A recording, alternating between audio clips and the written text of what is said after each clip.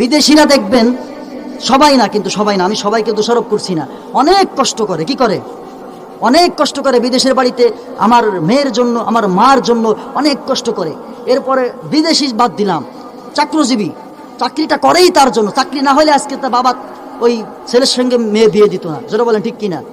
এখন চাকরির কারণে লোকটা ব্যস্ত থাকে, সময় মতো কথা বলতে পারে না, হয়তো সময় দিতে পারে না চাকরির কারণে। চাকরিটা দেখেই তো বিবাহের সময় দিছিল, বিদেশ পার্টি দেখেই তো বিয়ে দিছে। বিয়ে দেওয়ার সময় দেখছে যে ছেলের টাকা আছে, বিদেশে লন্ডন করে আসছে, এখন বাড়ি বানাইছে, বিল্ডিং বানাইছে, দেওয়ার সময় দেখেই গেছে যাওয়ার সময়। এখন থেকে সময় দিতে পারে না, দেশ থেকে আসতে পারে না। এখন করে কি? ওই ভ্যান চালক। বাইসা নিচে কারে? জোরে বলেন। ভ্যান চালক। আসলে বুদ্ধি আছে? জোরে বলেন। বুদ্ধি নাই। হয়তো সে বলতে পারে, বুঝাতে পারে যে তোমার বিদেশের দরকার না, তুমি দেশে একটা ব্যবসা বাণিজ্য করে খাও, দেশে একটা ব্যবসা বাণিজ্য করে খাও। আমরা বলো যে রিক্সা চালায় খাও, তবু আমি আরেক রিক্সাওয়ালার সঙ্গে যাই না, তুমি রিক্সাওয়ালা হয়ে যাও, আমার এটাই ভালো লাগে। কি জোরে বলেন? আর আমরা বেটারাও আছে, আমরা কি জোরে বলেন? আমরা খালি পুরুষ মহিলারা খারাপ তা না, আমরা আরো বেশি খারাপ। কি জোরে বলেন? বেশি খারাপ। ঘরের ভিতরে সুন্দরী বউ থুইয়া এরপরে আমরা কি করি জানেন? অন্য বেটির দিকে তাকাই বেশি। আরো এরকম আছে না নাই? জোরে বলেন। আমরা আরো বেশি খারাপ।